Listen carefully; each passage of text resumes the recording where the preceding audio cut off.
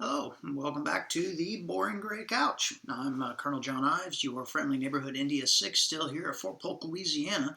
As part of the Bringing the Crucible to the Couch, we talked about the 8 best intelligence warfighting function practices at JRTC. Here you have them in front of you now. The only bullet we really didn't cover was the providing the common intelligence picture and all of the fighting products vertically and horizontally through the organizations. So let me touch on that one really quickly while you review these. When you make it a concerted effort to share fighting products, what you're really doing is ensuring that everybody has a clear understanding from how you saw the enemy in the terrain to how you expect to kill them, to how you expect to see them, all that good stuff. So when you share something like the battle damage assessment chart, or what we used to call the murder board, where you say, I expect to see this many tanks and BMPs, this many infantry squads or platoons or whatever it might be throughout the battlefield in time and space, and then you provide that to the battalions can look at their understanding of the enemy situation compared to the BDA chart that you as a BCTS2 shared with them and identify that there's been a discrepancy.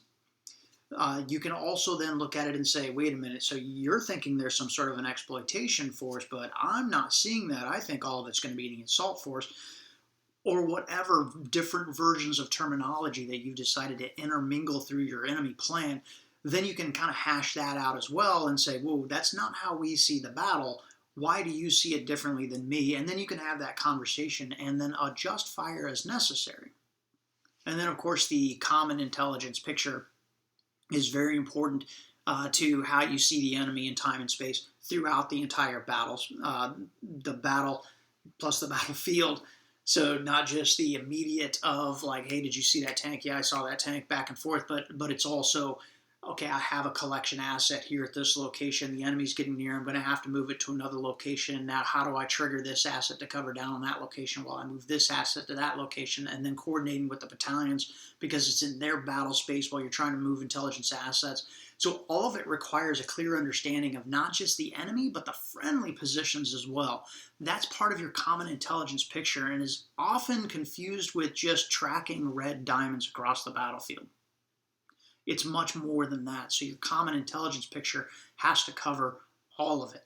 Enemy, friendly collection, friendly assets, and don't forget to provide the status of all of your communications architecture as well.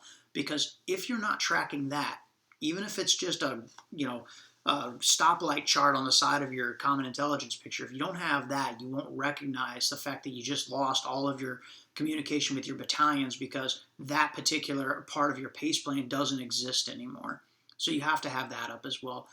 But for this particular episode, I also promised we'd get after some of your RFIs. Not surprisingly, there were a lot that came through, but I tried to narrow them down to larger topics that we could discuss on this one. So I don't want to get into specifics of, what's the best way to go after a low water crossing 5 or whatever else it is, because that's tactics and it's going to have to fit your operation. But let me get some of the bigger ones. The 3 that we're going to cover today, I'm going to go ahead and put right here, but they are, should we split our BICE or variations of that? What should my MICO commander be doing when we're in the decisive action training environment? And then, of course, my all-time favorite, which is, can you actually beat Geronimo? So I'm going to cover that one first. Okay. Can we beat Geronimo? Can we win at JRTC? Absolutely. Geronimo doesn't cheat. That's the first one. We always get the accusation that Geronimo's cheating. Look, things happen. Miles goes down. Vehicles work and then they don't work and then they work again. This happens. It's happening on your side as well, so don't go claiming Geronimo's cheating because they figured out a way through the system. They aren't. Their numbers look exactly like your numbers when it comes to how Miles is working. Now, does Geronimo have secret routes that they can use where they go out and around the box and come back in through another way? No, they're not allowed to do that. The training area is the training area. There's no driving BMPs and tanks through civilian neighborhoods in order to get back into the box. Because outside of the box, that's not JRTC. That belongs to civilian populations. So they're not driving tanks and BMPs through there in order to come in through your flank. If they're on your flank, they got there appropriately. Now, how is Geronimo able to do some of the things they do? Through practice and training. Obviously, you'll hear me argue all day long. If you just train more, you'll figure it out. You can't train as much as they train on this terrain. That's normal, that's natural. So it is kind of home turf for them. So they do know which roads they can sneak past you on. They know where the low ground is and the high ground is, and they know the best locations to probably set up your main command post or your TAC because they've seen it happen. And why? Where does all this practice come from? Well, we do about 11 rotations per year. And in each rotation, there's at least 3 major battles that occur. That means that Geronimo, the Geronimo command teams and the staff, they go through 33 major operations a year. How many did you go through? Think about that one. You probably went through 3 or 4 before you deployed to JRTC. They do 33 on this terrain alone. And that doesn't include the training they do in between rotations on that terrain for new soldiers, whatever it might be. Another thing that the Geronimo is really good at is they power down to the lowest level possible so that they don't have to have the scout section that's out watching the enemy calling all the way back to the battalion commander to get approval to move on to the next objective. They understand what the purpose is. They understand the commander's intent, just another word for purpose, and then they move on and they continue going through the battlefield. But that comes from a shared understanding. Well, as an S2, what's your part? First off, knowing that it's not magic. They follow a doctrine. I've shown you where to find that doctrine in earlier videos. They have tactics, shown you where to find those tactics in earlier videos as well. If you combine the doctrine and the tactics with the terrain and what are the terrain effects on the doctrine and the tactics, if you think about what the weather effects are going to be on them as an organization, on their equipment, on their soldiers' fighting spirit, 100 degrees is 100 degrees. It doesn't matter which side you're on. It's hot. And then when you take all of that one, you're able to see the enemy and how they move and then figure out where's the best place to find the enemy so that you can kill them. How is that different than what they're trying to do to you? And this all sounds very familiar, almost like IPB. Oh my gosh. If we do IPB and actually do it to standard, not just do the perfunctory tasks of create the chart, put the chart over here so I can go back to doing my job. That chart is your job.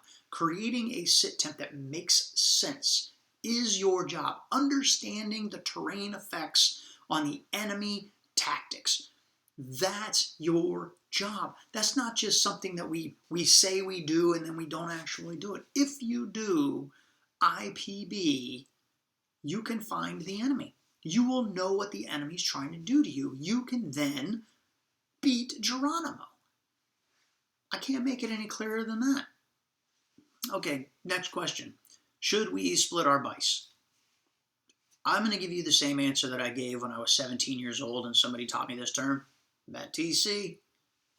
It is completely up to what is your mission, what's your commander's intent, what's the enemy situation, the troops that you have available, the terrain, the time, the civil possibilities that are out there because there's towns and civilians moving around our battlefield. So there's a lot of things that go into all of this one, and they are actually MET-T, so it's not just something we yell out so that we don't have to answer an NCO's question.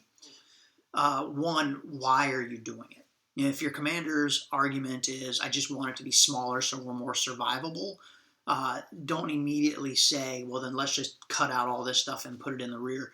Actually try to design your main command post as far as your intel portion goes to support the fight, knowing that at one point or another there might be attack, knowing that there's going to be a main command post, and then anything else could go into that MCAS concept or a split BICE or BICE rear or whatever it is that you're going to call it.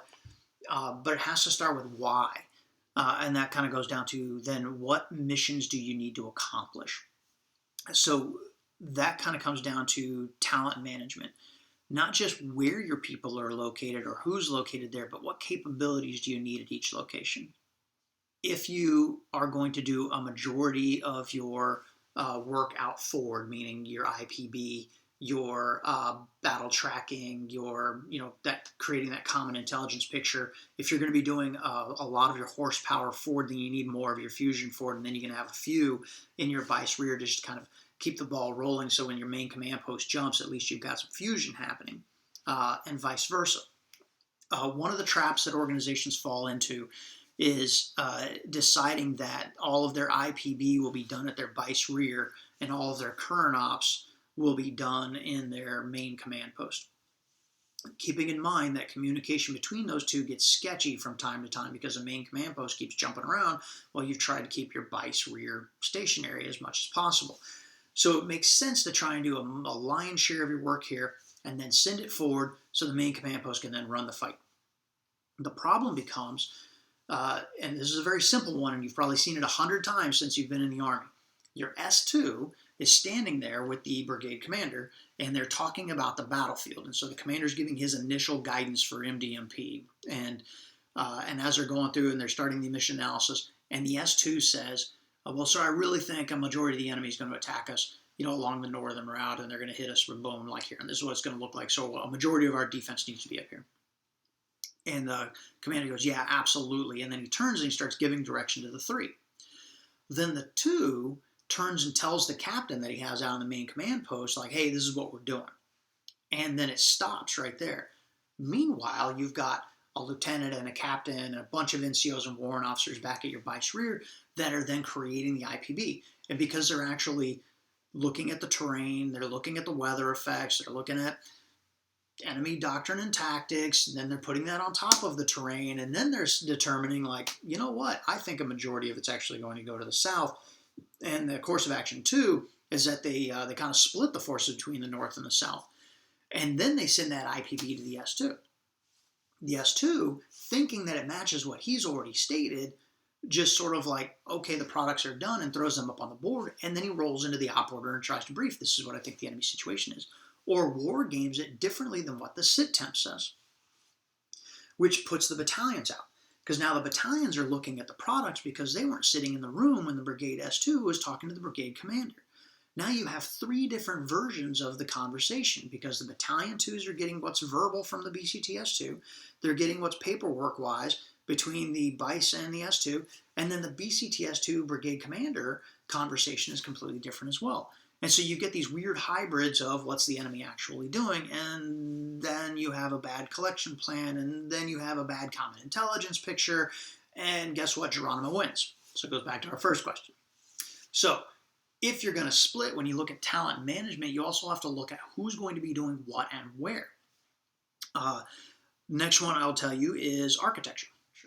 So when you establish what's the way that we're going to share all of this, what's going to be our common intelligence picture, thinking about what's the architecture between the vice rear and the BCT main command post is one thing, but then when the BCT main command post is moving, the intelligence lead then becomes your vice rear, which means it has to have communications with the battalions as well. What's that method? And then what's the trigger for this is now the hub of intelligence until the main command post gets established again, or vice versa. So thinking about that one as well, so now it's not just Intel architecture as a block set, this is how we do it, but it's Intel architecture in time and space. How do we want to do it? So thinking 4-dimensionally about your Intel architecture. Where should the vice be located? I will submit to you that one of your better options is to put it with your BSA. Yes, your BSA is going to be attacked, so is your airfield. But your BSA allows you to then connect in with your logistics hub. So the BSB headquarters already has some sort of command and control architecture. They have security. If you link in with them, you can see the entire battlefield, and you'll be brought into more communication with what's going on with the BCT. Plus, one of the issues with sharing information is your bandwidth is terrible because you haven't practiced your Intel architecture, or your Intel architecture is collapsing because too many things are moving around. But if you're in the BSA, guess what? Everybody comes to get fuel. Everybody comes to get food. That's a great opportunity for you to say, here's a disk, or here's the printouts of all of our stuff. The last point I'll touch on for this particular question is to say, whatever it is you come up with, plan it. Meaning, think about it, draw it out on a piece of paper. Walk through it with your professionals. Does this work for communications architecture? How about our talent management? Do we have the right people at the right places? If you don't have the right people, be honest about it. Don't think that all of a sudden your people that you can't trust to go to the motor pool without somebody holding their hand are going to be people that are running your BICE. I mean, let's be honest with what our people are capable of and put them in the right spots. And then once you've done that, then train it, rehearse it, and use it more than once. One of the other drawbacks that we see of the BICE split here at JRTC is that for a lot of organizations, this is the first time they've ever tried it. And so their brigade commander is under an assumption that the paperwork drawing that was provided to him on what his intelligence warfighting function is doing is not actually doing that. Not even close. So, okay, our final question for today is what should my MICO commander be doing in a decisive action training environment? So here's some of the problems we've seen. One, MICO commander, the BEB commander, and the Brigade S2 have not actually had a conversation of what the MICO commander should be doing, or the MICO first sergeant. So what ends up happening is the BEB commander says, you're with me and you're staying with me. So we've seen one rotation where the MICO commander and first sergeant literally were not allowed to leave the BEB headquarters. So all of their intelligence capability went to the BCT-S2, as it should be, but then the MICO commander and first sergeant couldn't be there to help affect the battlefield. They were stuck with the BEB commander. Another version that we've seen is where the BEB commander has given the MICO and everything over to the BCT-S2 after RSOI and said, I want nothing to do with intel, you're on your own. In which case the BEB S3 and XO also weren't willing to help with maintenance and fuel issues until it was raised up to the brigade commander level. So there can't be that complete separation. And then the other one where we've seen like the different versions of in the middle, where the BEB commander maintains contact with the commander and first sergeant for all of the things that need to be done in order to take care of the intel soldiers and equipment. But then the BCT-S2 controls the day-to-day of what all of the intel is doing during the decisive action training environment, and that's a good sweet spot. And of course, like I said, we've seen different versions of that, so that's what this is really about, is what are the different versions inside that sweet spot. One of the versions we've seen is making the MICO commander the assistant S2. Different ways of doing that one. MICO commander goes out to the main command post, becomes the assistant S2. First sergeant maybe is with the BICE rear and or just making all the logistics happening with the MICO XO. And then the MICO commander's there because they're familiar with all the soldiers and the capabilities and whatnot. They kind of become a confidant of the BCT-S2 and can be the assistant S2. Obvious drawbacks to that one. The first one being, as soon as there's some sort of an issue with soldiers that aren't at that location, the company commander pulls out and goes and takes care of that. Second, the BEB commander and the brigade commander are furious about the shadows not being functioning properly, for maintenance issues. The commander's dislocating from the BCT-S2 and going to the shadow location to try to find out why his senior raider is screaming at him. That's a logical reason for the MICO commander to not be there anymore. All of these have those same problems, by the way. The next one is making the MICO commander the BICE chief. So if you do a BICE split, then you've got a majority of your intel soldiers, which are mostly MICO soldiers, considering it's, your GEOINT and your SIGINT and your OMT and they all have control of all the capabilities. And like I said, a lot of times the shadow platoon is pretty close to where the BICE rear is located. It becomes very easy for the MICO commander to fall into that role of BICE chief. This one works pretty well, but you have to make sure that the relationship between the MICO commander and the BCT-S2 are solid, because we've also seen that trap where there's a little bit of friction between the two of them.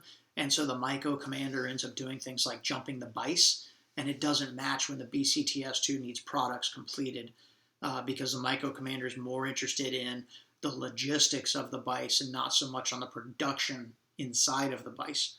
So you have to make sure that relationship is squared away. And then the third big one that we see is making the MICO commander the collection manager. Okay. So there's two different versions of collection management. First off, there's collection requirements management and collection operations management. I would argue going for COM. So collection requirements management, that's where you take the battalion requirements, you turn them into BCT requirements, and the BCT either provides satisfaction to the battalion requirements through what's already capable organically, or sends those requirements up to division to say, I need a division capability to answer these questions. That's kind of the collection requirements management flow.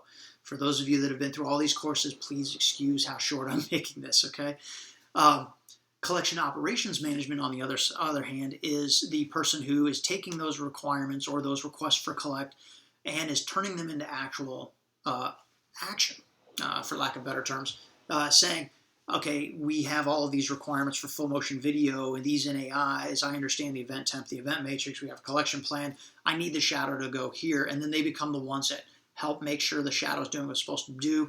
The collection operations management will be tasking the SIGINT platoon and the EW section. Hopefully you've got those together, by the way, if you haven't read up on that one.